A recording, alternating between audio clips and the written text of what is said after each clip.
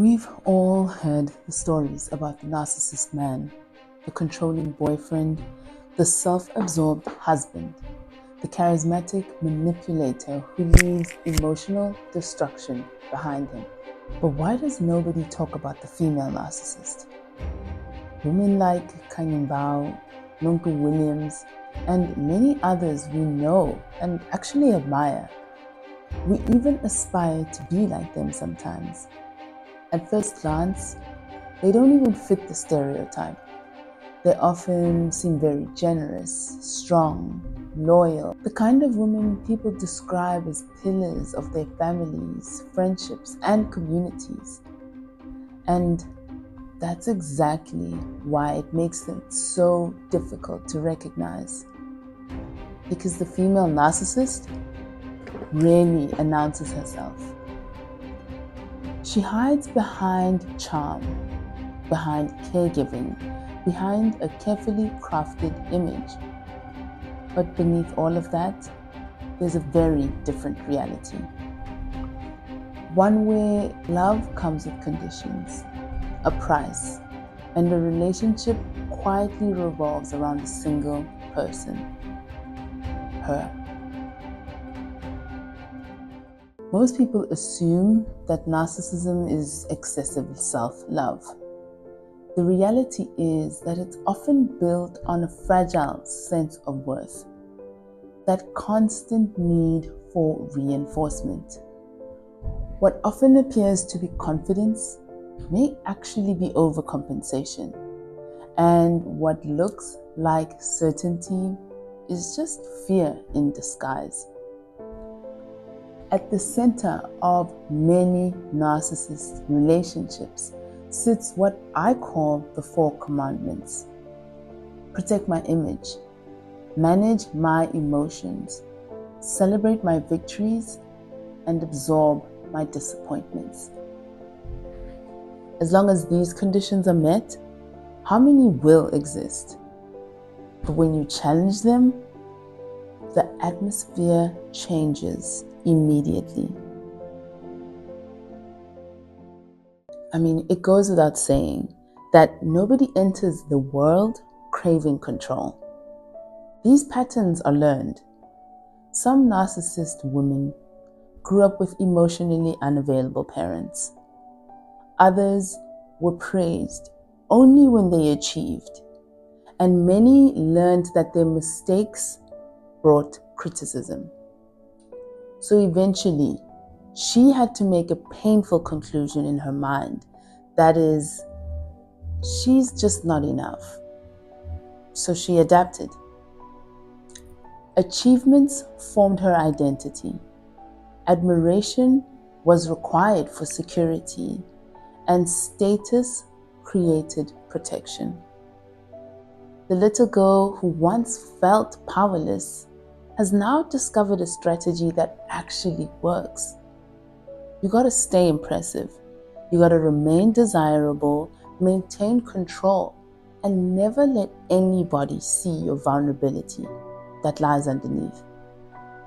The problem is that something that was just supposed to be a survival strategy has now become part of her personality.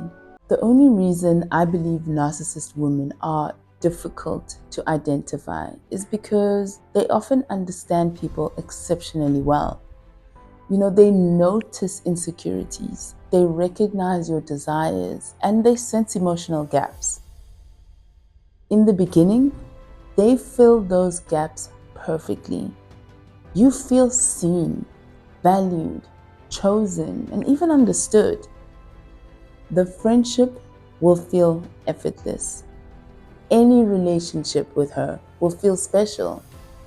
The bonds she creates will feel deeper than anything you've ever experienced.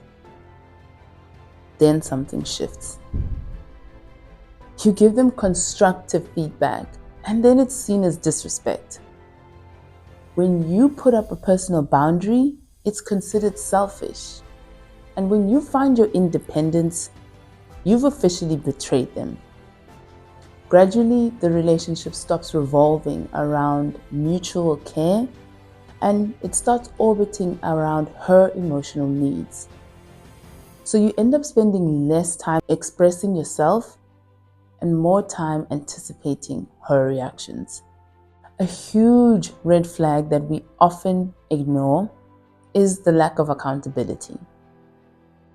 Have you ever tried to confront your friend and then she explains that a hurtful comment she made was just a joke? Or maybe your mother breaks a promise that she made to you and then turns the whole thing around into some sort of a misunderstanding. The facts all get rearranged.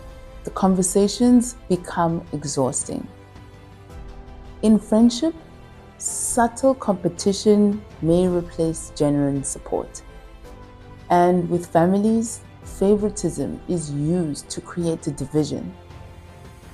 If you're in a relationship with a narcissist female, she will use withdrawal as a form of punishment. Different strategies, but the same outcome. Everyone becomes focused on keeping the narcissist emotionally comfortable. But at what cost? Children raised by narcissist mothers often enter adulthood carrying invisible questions. Like, when will I finally be enough? The best friend of a narcissist will face a different struggle. Over time, you'll begin editing yourself. You'll share less. You'll achieve quietly. Your light will start shrinking just to protect your friendship. What starts off as a small compromise today, another next month, and then years later, we all struggle to recognize ourselves. Not because we're forced to disappear, but because we've learned that self-abandonment keeps the relationship functioning. I think for a long time, people like me who have been trapped in relationships like this, we focus on the wrong battle. We are chasing understanding, we seek validation, we're searching for something that will make everything make sense. Meanwhile, years pass. The harder lesson that I've recently learned is recognizing that some people are more committed to protecting their identity than actually changing it. So the challenge becomes something else entirely. Perhaps the most important question has very little to do with the narcissist woman in our lives.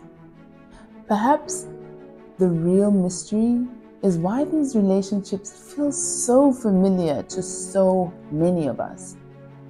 Why does emotional unpredictability sometimes feel like passion? Why does earning affection seem more meaningful than receiving it freely? Why are so many of us comfortable chasing approval, but uncomfortable accepting love? Because the narcissist woman does more than create pain. She exposes beliefs that already existed beneath the surface. Beliefs about your worth, about your belonging, beliefs about what must be exchanged in order for us to feel valued. At what point do we stop asking, why is she the way she is? And start asking, why do we feel that love should be this hard?